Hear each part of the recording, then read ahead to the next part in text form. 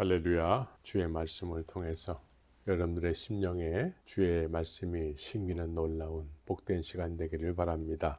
오늘은 마태복음 24장 3절에서부터 14절까지의 말씀을 통해서 깨어있으라 라는 제목으로 말씀드리기를 원합니다. 예수님께서는 제자들과 늘 함께 하시는 가운데 제자들이 궁금해하는 그런 이야기들이 참 많이 있었습니다. 우리도 신앙생활을 하는 가운데 궁금해하는 점들이 참 많이 있었는데 제자들도 그런 궁금해하는 일들이 참 많았던 것 같습니다. 그 중에 제자들이 가장 궁금해했고 사실 우리도 굉장히 궁금해하는 이야기가 되겠는데 그것이 뭐냐면 예수께서 감람산 위에 앉으셨을 때에 제자들이 종용이 와서 가로되 우리에게 이르소서 어느 때에 이런 일이 있겠사오며 또 주의 임하심과 세상 끝에는 무슨 징조가 있사오리이까. 이 오늘 본문 24장 3절의 내용을 통해서 제자들이 예수님께 세상 끝에 있게 될 일들에 대해서 물었다는 것입니다. 그런데 이 물음은 제자들만 궁금해하는 이야기가 아니고 사실 우리도 너무나 궁금해하는 이야기가 되겠습니다. 그래서 오늘 이 말씀을 잘 들으시고 내가 정말 잠자는 자 속에 속해서 사는지 아니면 깨어있는 자인지를 잘 분별하시고 잠자는 자 속에 있는 것 같은 생각이 들거들랑 주님의 말씀대로 깨어있기를 예수의 이름으로 축원합니다. 오늘 제자들이 이렇게 종용이 와서 예수님께 물었는데 24장과 25장의 내용은 이 물음에 대한 답변을 예수님께서 여러 각도로 비유로 말씀하셨어요. 자세하게 비유로 여러 각도로 제자들에게 말씀해 주셨는데 그래서 25장 1절에서도 그때에 라는 의미는 세상 끝에는 이라는 의미가 되겠습니다. 그래서 24장과 25장의 내용은 이 제자들이 물음에 세세하게 주님께서 비유로 답변하시는 내용인 것이지요. 그래서 잘 들으시고 깨어있는 자가 되어야 되는 것입니다. 그래서 오늘 주제는 한마디로 말해서 상황은 다 세상 끝에는 여러 가지로 이렇게 사람들이 잠잘 수밖에 없는 상황이 계속 연출이 되는데 그래서 깨어있으라는 의미로 예수님께서 말씀하신 것입니다. 세상 끝에는 사람들의 삶이 어느 한쪽에 속해서 살 수밖에 없는 상황이 되는 거예요. 관심이 어느 한쪽에 속하지 않으면 생활이 잘 되지 않는 어느 한쪽에 속해서 살아갈 수밖에 없는 그런 삶을 시대적인 요구가 우리로 하여금 그러한 삶을 살게 한다는 것이죠. 이 깨어있으라라는 의미는 잠자고 있다는 상황도 된다는 의미죠. 우리로 하여금 무엇이 잠자게 하는가, 우리로 하여금 무엇이 잠들 수밖에 없는 그런 생활의 환경으로 자꾸 가게 하는가를 잘 이해해야 되는 것이죠. 어느 때든 모든 인생사는 자신의 유익을 쫓아서 사는 인생들이었어요. 옳고 그름을 떠나서 어느 한쪽에 자꾸 속해서 그것이 인생의 관심사가 되고 가치관이 돼서 그렇게 살게 했던 그런 시대가 그러한 삶을 요구했던 것이죠. 이러한 삶을 살게 하는 것. 그래서 우리로 하여금 우리의 마음이 하늘을 바라보지 못하고 깨어있지 못하게 하는 상황이 계속 연출됐다라는 것이죠. 그래서 잠자는 자들 속에서 깨어 있어라 라는 의미로 예수님께서 말씀하셨다라는 것입니다. 하나님께서는 인간을 창조하셨을 때에 물론 땅을 만드셔서 땅에 살게 하셨지만 땅에 속한 존재들이 아니고 하늘에 속한 존재로 인생들을 만드신 것입니다.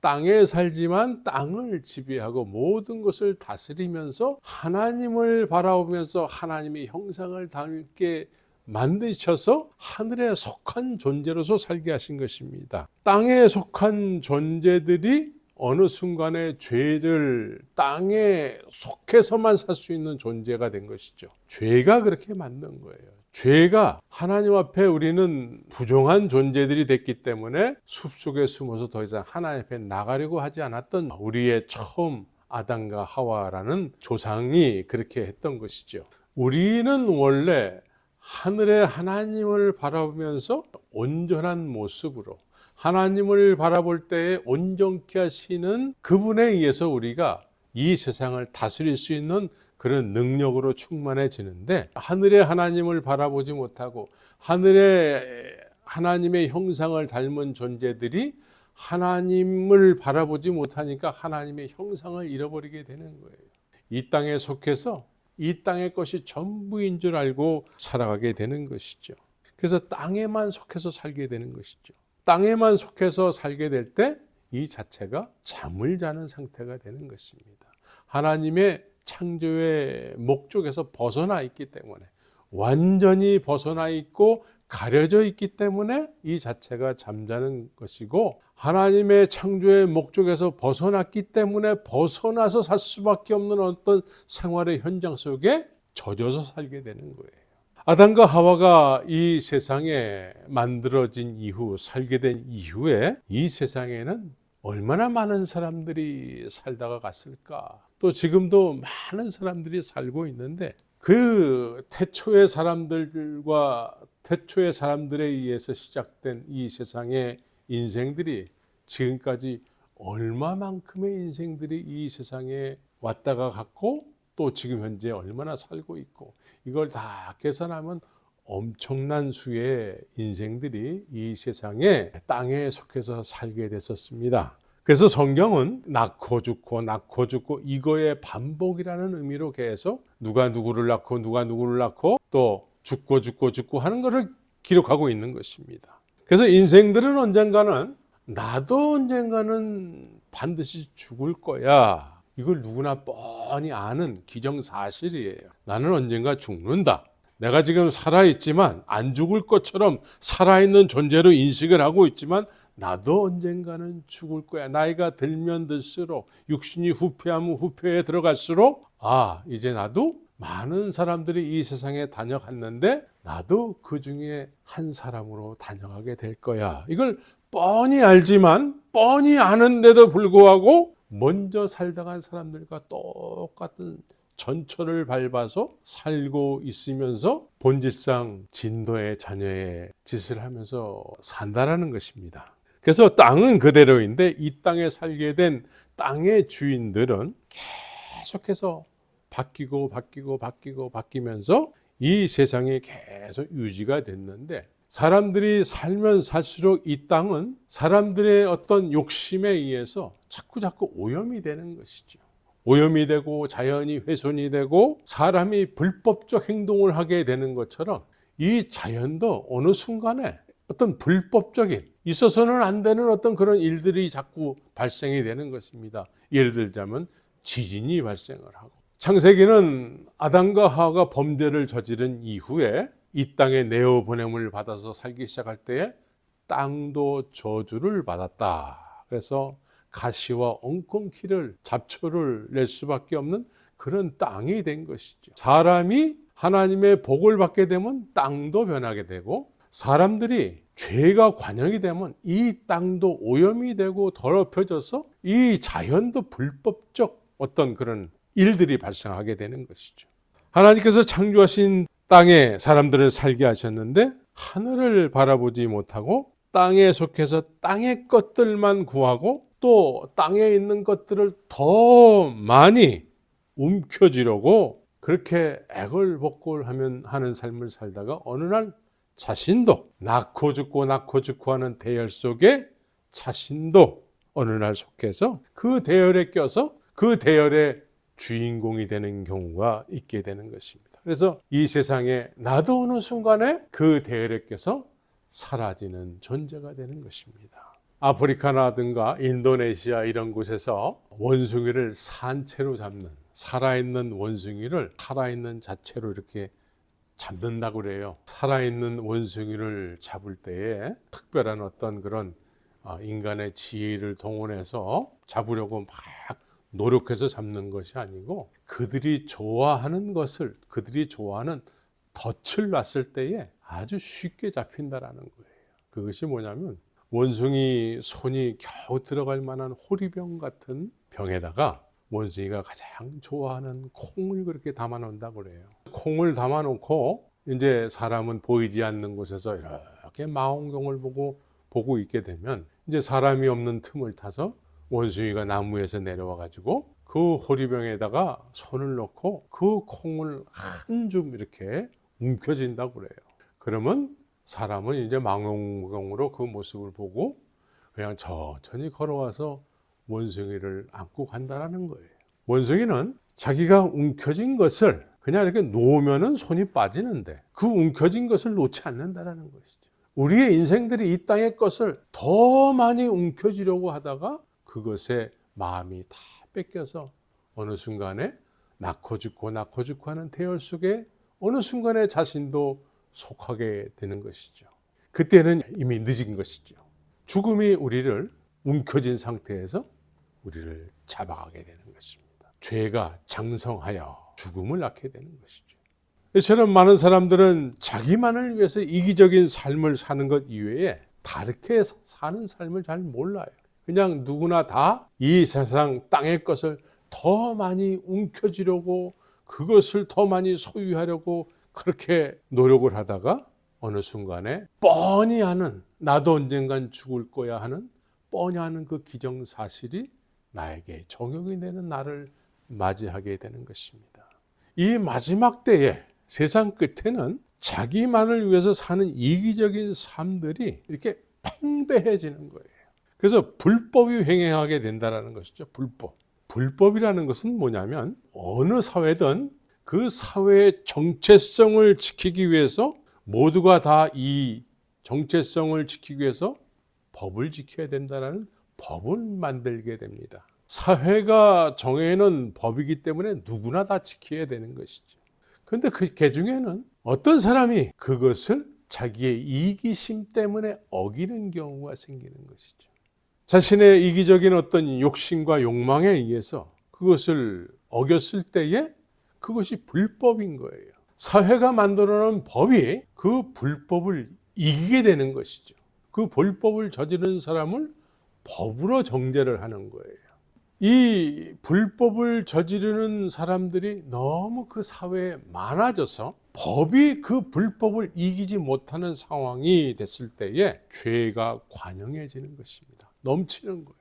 통제가 안 되는 사회가 되는 것이죠. 이제 옳고 그름을 떠나서 자기가 어떤 유익을 쫓아서 불법인 줄 알면서도 그것을 정당화하는 삶을 살게 되고 그렇게 사는 사람들이 더 많아져서 더 이상 법이 그 불법을 통제하지 못하는 사회가 됐을 때에 세상 끝이 그러한 상황이 될 거라는 거예요. 이게 죄가 관영해지는 것입니다.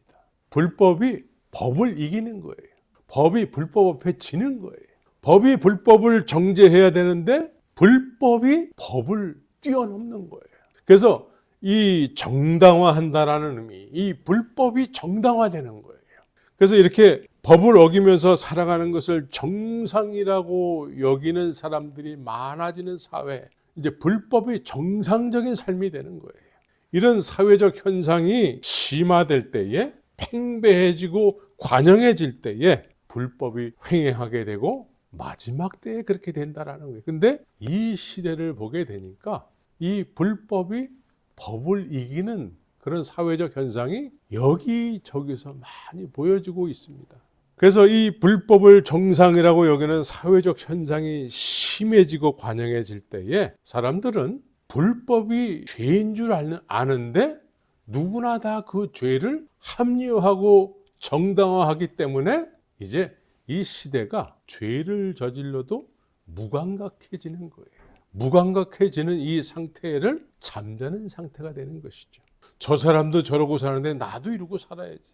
너도 나도 이제 법의 테두리를 뛰어넘어서 불법을 저지르고 불법이 횡행하는 사회가 되고 양심의 법이 자꾸자꾸 허물어지게 되고 양심이 화인 맞은 사람들이 세상을 지배하는 그런 사회가 되고 나라가 되는 것이죠. 그래서 이런 사람들은 다 자기만을 위한 땅에 속해서 땅의 것만을 위해서 살고 땅의 것만 알고 사는 자들이 세상을 지배하게 되는 것이죠. 하늘의 하나님을 아버지라고 부르는 자들이 이제 점점 감소해서 이제 이 땅에 속해서 사는 사람들의 주관 앞에서 모든 사람들이 나 믿음이 있어야 하는 믿음이라는 말조차도 이제는 그 믿음이 도대체 어떻게 사는 것이 믿음인데 라는 퇴색된 믿음의 의미를 가지고 신앙생활하는 사람들이 많아지게 되는 것이죠. 그래서 노아 시대에 하나님께서 심판의 제목으로 예수님께서는 이렇게 말씀하셨어요. 노아 시대에는 사람들이 800년, 900년 막 이렇게 장수, 오늘날 장수가 삶의 목적이 된 세상 속에서 옛날 노아 시대에는 우리가 원하는 그 장수의 목적을 그 사람들은 이미 달성하고 살았다라는 거예요. 그들의 마지막은 물 심판으로 끝났다라는 것이죠. 그 하나님께서 심판하실 때 심판의 제목이 뭐였냐면 먹고 마시고 시집가고 장가가고였습니다. 불법이 횡행하게 되는 것은 먹고 마시고 시집가고 장가가는 일이 이렇게 교묘하게 불법이 법을 이기는 그런 형태로 나타나게 된다는 것입니다. 그래서 오늘 본문은 4절, 5절을 보게 되면은 예수님께서 대답하여 가라사대 너희가 사람의 미혹을 받지 않도록 주의하라. 많은 사람이 내 이름으로 와서 이르되 나는 그리스도라 하여 많은 사람을 미혹해 하리라. 여기서 4절에 보면은 너희가 사람의 미혹을 받지 않도록 주의하라라고 말씀하고 있습니다. 사람의 미혹. 이 세상은 언제나 죄는 언제나 자기만을 위해서 사는 이기적인 사람들이 이 세상에 아주 충만하게 있게 된 것이죠. 이기적인 사람들이 자꾸 누구나 다 이기적이지만 그 중에서 머리가 좋고 힘이 센 사람들이 이기적인 어떤 그런 삶을 살 때에는 모든 것을 다 자기가 지배하고 더 많이 가져야 되는 속성으로 군림하려고 하게 되는 것이죠. 이런 사람이 출현했을 때는 이 사람이 사람들을 자기 수하에 두기 위해서 미혹을 하게 되는 거예요. 미혹. 정치도 사람들의 미혹이 있는 거예요. 오늘날 정치인들이 자기의 이념을 가지고 사람들을 미혹하는 거예요. 예를 들어서 대한민국의 정체성은 분명히 자유민주주의인데도 불구하고 어떤 한 정치인이 자기의 이념을 앞세워서 사람들을 선동하고 사람들을 미혹해 해서 이제는 대한민국의 정체성이 아닌 다른 이념적 사상을 가지고 있는 많은 사람들이 대한민국의 정체성을 가진 것을 뛰어넘는 거예요. 그래서 이것이 정치적으로도 사람들에게 미혹을 받는 거예요. 오늘날 한국이 이 미혹된 모습이 너무나 강하게 나타나고 있는 것이죠.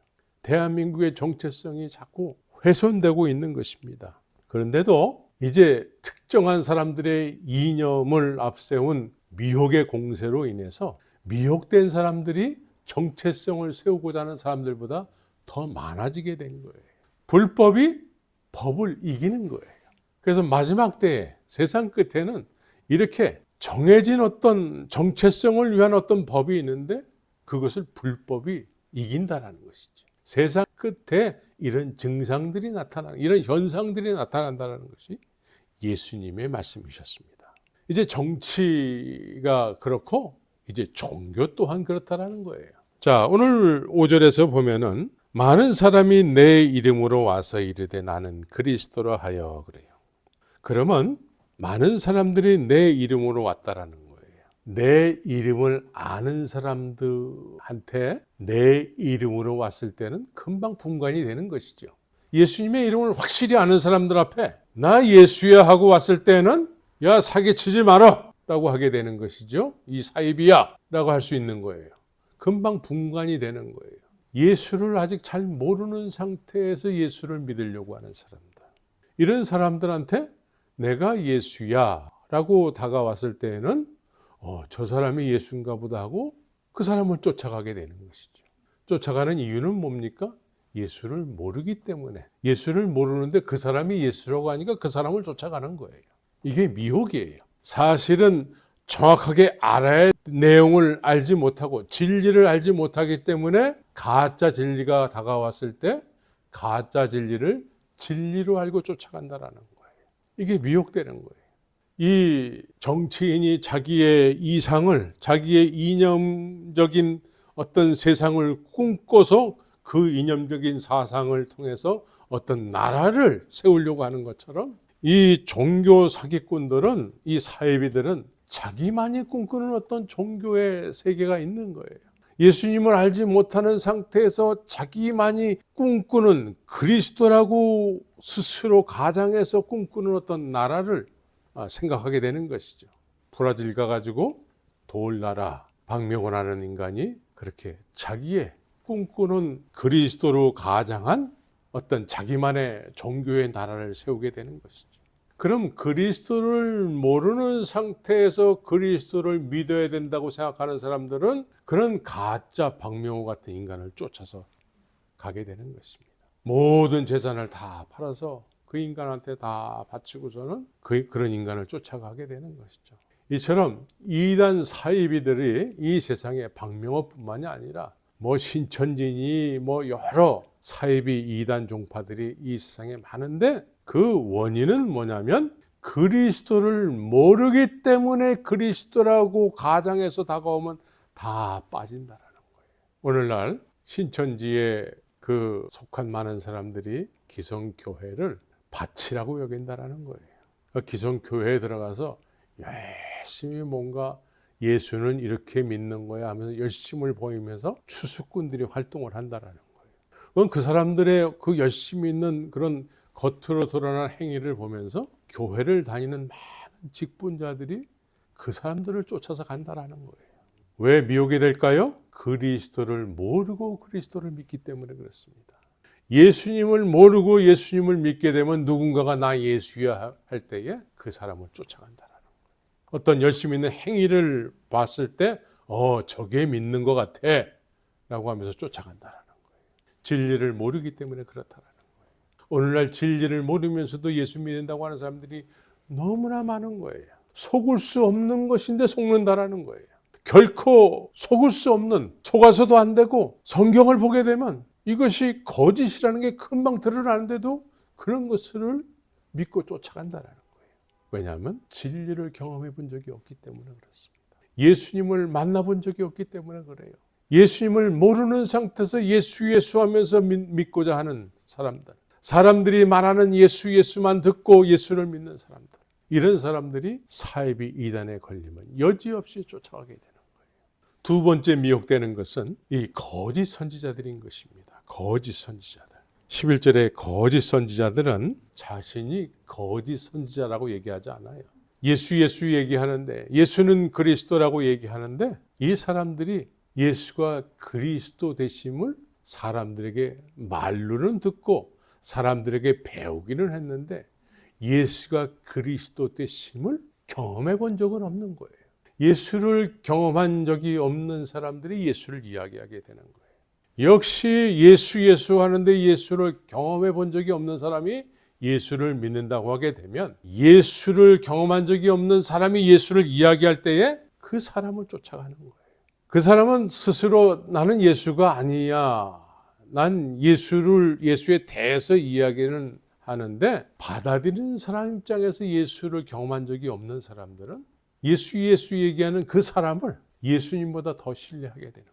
오늘날 실제로 그렇습니다. 대형 교회들 가게 되면 예수님을 이야기하는 당회장 목사를 예수보다 더 신뢰하는 경우를 많이 보게 됩니다. 더 신뢰한다는 의미는 예수를 경험해 본 적이 없기 때문에 예수를 신뢰하는 것이 어떤 것인지는 몰라요. 그래서 사람을 자꾸 신뢰하고 결국은 거짓 선지자는 누가 만드냐면 예수를 모르는 사람들이 예수를 더 열심히 믿으려고 할 때에 예수에 대해서 이야기하는 사람을, 그 사람의 말을 듣고 신앙생활하는 사람들이 거짓 선지자로 만드는 거예요. 예수를 아는 사람은 예수에 대해서 아무리 이야기를 잘한다 할지라도 그 사람을 예수로 신뢰할 수는 없는 것이죠.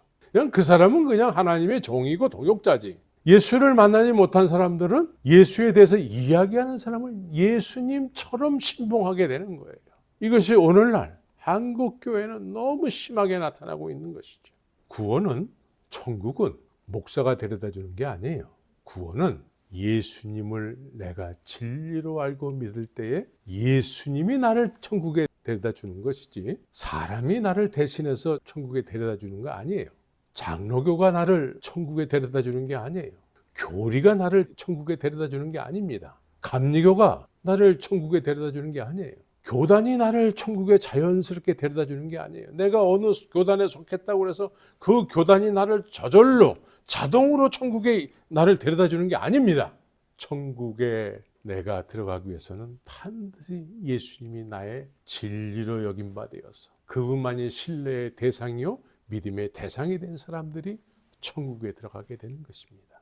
그런데 오늘날 예수 하는데 예수를 경험해 본 적이 없는 사람들이 예수를 이야기하게 되고, 그래서 많은 사람들이 예수를 믿고는 싶은데 예수를 경험해 본 적이 없기 때문에 예수에 대해서 많은 지식을 넘치게 듣고 많은 이론을 아는 것 자체를 그걸 온전한 믿음이라고 여기는 경우가 오늘날 이 시대에 한국이든 미국이든 팽배해 있는 거예요. 이게 불법이에요. 불법이 정당화돼서 지금 통용되고 있는 거예요. 예수님은 인격체시고 내가 구하고 찾고 문을 두드리게 되면 그분이 내 안에 들어오실 수 있는 살아계신 독생자 예수 그리스도가 되는 것입니다. 천국으로 가시면서 이제 아버지께서 약속하셨어요. 독생자 예수 그리스도가 너희들 안에 있게 될 거야. 그래서 우리가 제자들이 보이는 예수를 믿었다면 그 십자가 이후에는 보이지 않는 예수를 소유해서 믿는 거예요. 그 예수를 소유해서 믿는 거예요. 그러면 누가 예수의 이름으로 내가 예수야 라고 할 때에 이 사겠구나 라고 정죄를 하게 되는 것입니다. 분별이 되는 거예요. 그러나 예수를 경험한 받은 적이 없는 사람이 누군가가 예수라고 다가오게 되면 누군가 열심히 있는 어떤 종교적 행위를 통해서 다가오게 되면 믿음은 저렇게 믿는 것이지 하면서 쫓아가게 되는 거예요. 다 불법인 거예요. 마지막 때 세상 끝에는 이렇게 사람의 미혹을 받지 않도록 예수님을 정확하게 인격이신 그분을 경험해야 되는 것입니다. 그분을 소유해야 되는 것입니다. 그래서 성령을 소유해야 돼요.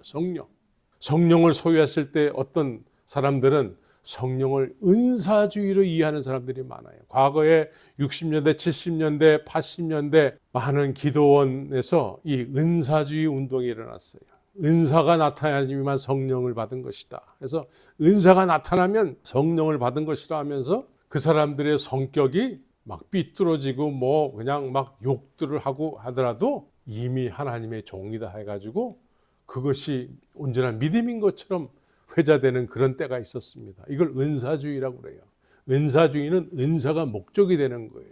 이제 2000년대 넘었으면서 과거에 그 은사주의의 폐단이 나타나기 시작했는데 극과 극이 만들어지게 되는 것이죠. 이성주의가 이제 2000년 이후에 나타나서 이제는 배워야 된다라고 해서 배우는 건 나쁜 것이 아닌데 배우는 것이 온전한 믿음으로 이어지는 것이다 해가지고 많은 목회자들이라든가 일반 성도들이 이제 유학길에 오르게 되는 것이죠.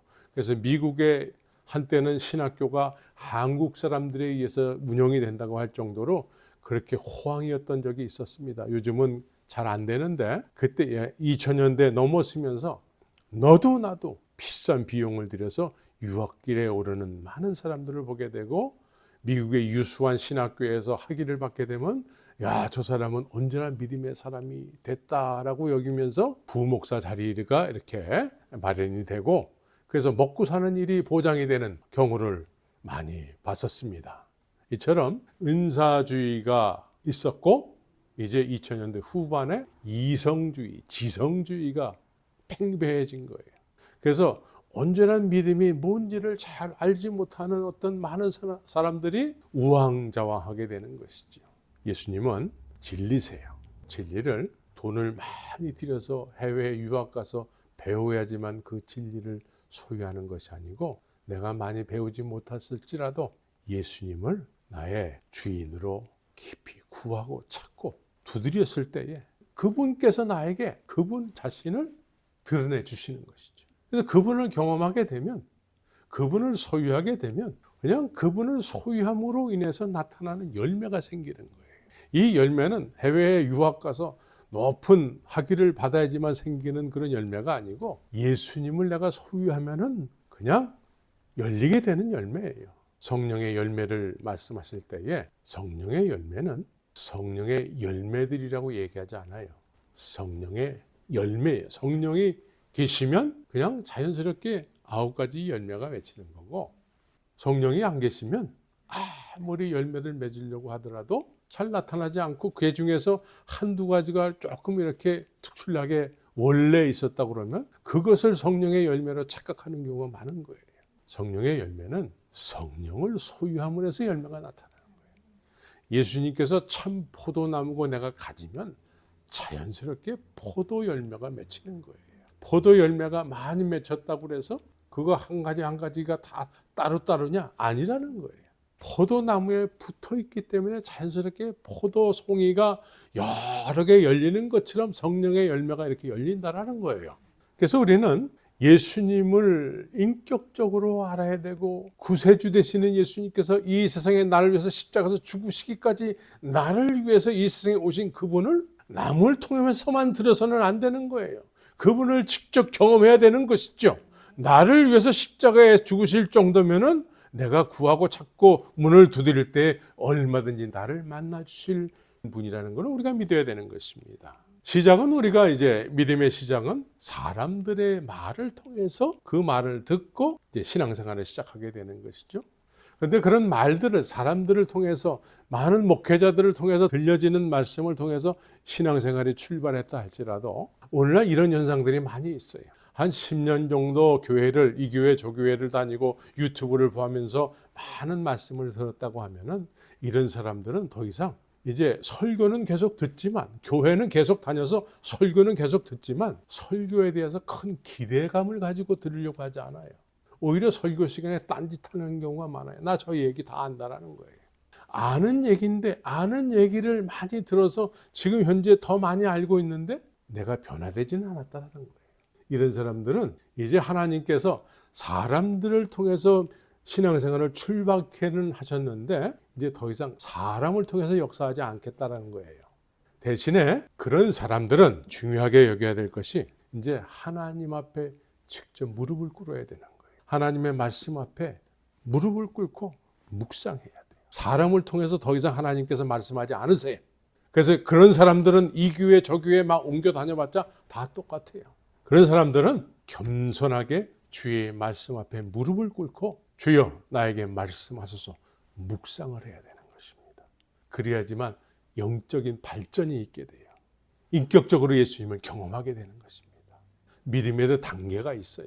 사람을 통해서 믿는 단계가 있고 그 단계에 계속 머물러 있으면 육적인 믿음밖에 될 수가 없습니다. 사람을 쫓아서 믿는 믿음은 어느 한계점에 다다르게 돼 있어요. 그 오래 못 가요. 이제 그런 사람들은 주님의 말씀 앞에 겸손히 무릎을 꿇고 묵상을 통해서 말씀 자체이신 하나님께서 나에게 성령으로 레마로 말씀하신다는 거예요.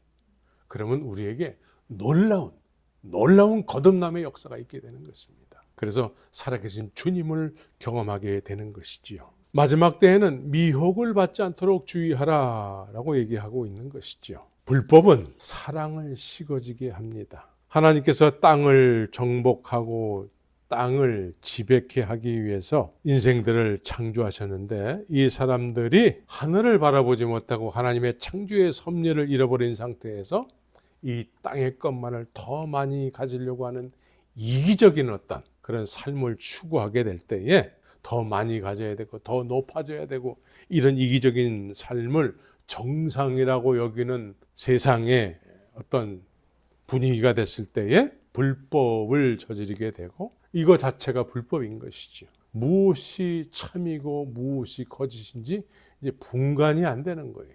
거짓이 참을 이기는 거예요. 자연히 사랑이 식어지게 되는 거예요. 오늘날 한국이든 미국이든 세계 어디든 거짓이 참을 이기는 경우가 많은 거예요. 이기적인 삶을 살고자 하는 사람들에 의해서 세상에 자꾸 이제 거짓이 참을 이기는 그런 현상들이 여기저기서 나타나고 있어요. 미국도 마약이 너무 심각해지고 있습니다. 마약으로 인해서 전쟁터에서 목숨을 잃은 사람들보다도 마약에 의해서 사람이 사회에서 도태되고 목숨을 잃는 사람들이 더 많다고 그래요. 과거에는 경찰들이 공권력을 통해서 이 마약을 단속을 하게 되고 마약을 하는 사람들조차도 마약이 나쁜 거라는 것을 알면서도 중독이 됐기 때문에 그 일을 하게 되는 것이죠. 근데 공권력이 그걸 통제를 했어요. 근데 지금은 공권력이 통제를 할 수가 없어요. 이제 그것을 그래 너희들도 그렇게 할 자유가 있어 하면서 허용을 하게 되는 것이죠. 과거의 사회에서 용인되지 않았던 것들이 이제 그것이 정당화돼서 누구나 다 해도 괜찮아. 그래서 고삐가 풀려버린 거예요. 그래서 세상에 자꾸 거짓이 참을 이기고 거짓이 이제는 거짓이 아니라고 이야기하게 되는 세상이 된 것이죠. 그래서 이 불법이 이제는 참인 것처럼 이해가 돼서 많은 동성애자들이 생겨나게 되고 과거에는 쉬쉬하고 말하기도 부끄러워서 누구한테 얘기하기도 힘들었던 얘기들이 이제는 참인 세상이 된 거예요. 이제 그렇게 얘기하는 사람이 잘못된 사람이라는 것이죠. 그래서 거짓이 참을 이기는 거예요. 불법이 사랑이 식어지게 하는 세상의 분위기를 자꾸 만들게 되는 것이죠. 이기적인 사람들에 의해서 난리와 난리, 우리만이 사는 세상을 만들기 위해서 그렇지 않은 사람들은 자꾸 핍박하게 되고 공격하게 되고 그래서 이 시대에는 이제 돈이 전부가 된 세상이 된 거예요. 돈이 전부가 됐기 때문에 돈이 없으면 행사를 못해요. 특별히 한국에서는 돈이 모든 것을 주관하는 사회가 됐기 때문에 젊은이들이 결혼들을 안 해요. 왜냐하면 돈 가지고 부양해야 될, 책임져야 될 사람, 아이가 만들어지기 때문에 돈이 없기 때문에 그거를 책임질 수 없다라는 거예요. 그래서 아이를 낳지 않기 때문에 인구 절벽이 되고 결혼들을 안 하게 되고 그래서 창조의 목적에 자꾸 훼손이 되는 거예요. 결혼해서 아이를 낳고 아름다운 가정을 이루는 것이 하나님의 나라가 그 가정에 임함으로 인해서 정말 아름다운 나라가 되고 사회가 될 터인데 돈이 주관하는 사회가 되다 보니까 사람들이 돈 때문에 돈이 없어서 얻을 집이 없어서 결혼할 자금이 없어서 결혼들을 안 하고 못 하게 되고 책임져야 될 아이가 생기기 때문에 결혼 자체를 안 하려고 하게 되고 이게 다 돈 문제와 관련된 것입니다. 그래서 불법이 자꾸 사랑이 식어지게 하는 것이죠. 그래서 6절에서 8절을 보게 되면은 난리와 난리 소문은 듣겠으나 너희는 상과 두려워 말라. 이런 일이 있어야 돼. 끝은 아직 아니니라. 민족이 민족을 나라가 나라를 대적하여 일어나겠고 초체의 기근과 지진이 있으리니 그래. 초체의 기근과 지진 이것은 사실은 인간의 이기적인 문화가 만들어낸 거예요. 이기적인 사람들에 의해서 자꾸 사람들 위주의 세상이 되다 보니까 이 자연을 자꾸 훼손하게 되는 것이죠. 자연을 훼손하게 되니까 자연이 이상한 일들을 발생하게 되는 것이죠. 지진이 일어나지 말아야 될 지진이 자꾸 일어나게 되고 아담과 하와가 이 세상에 범죄함으로 인해서 세상이 저주를 받게 된 것처럼 가시와 엉겅퀴를 땅이 내게 되고 이것이 다 원래는 자연이 사람들을 위해서 자연이 존재하는데 사람들이 죄로 인해서 자연이 자꾸 훼손되는 거예요. 이게 자꾸 심해지는 거예요. 그래서 일어나지 않아야 될 일들이 자꾸 발생하게 되고 지진이 발생하게 되고 화산이 터지고 여러 곳에서 산불이 일어나고 공해가 심하고 황사가 일어나고 이런 모든 것들은 다 이기적인 인간들의 삶의 욕구에서 비롯된 열매가 나타나는 것입니다. 이러한 것들이 있겠으나 아직 끝은 아니니라. 오늘날 전쟁이 왜 있습니까? 사람들의 이기적인 문화와 어떤 극소수의 사람들이 자기만의 이상을 실현하기 위해서 어떤 나라를 주도하게 됐을 때에 그런 사람들과 저런 사람들의 나라와 나라가 충돌을 하기 때문에 그래요. 민족과 민족이 충돌을 하게 되는 거예요. 특정한 사람의 어떤 이념을 대상으로 한 어떤 자기만의 어떤 꿈꾸는 세상, 나라가 이제 내가 꿈꾸는 이런 나라가 돼야 된다라는 어떤 이념을 추구하는 어떤 그런 세력에 의해서 나라가 주관이 됐을 때에 그런 나라와 또 다른 이념을 추구하는 나라와 간에 충돌이 일어나는 거예요. 이게 다 인간의 이기적인 어떤 사고에서 발생하게 되는 것이죠.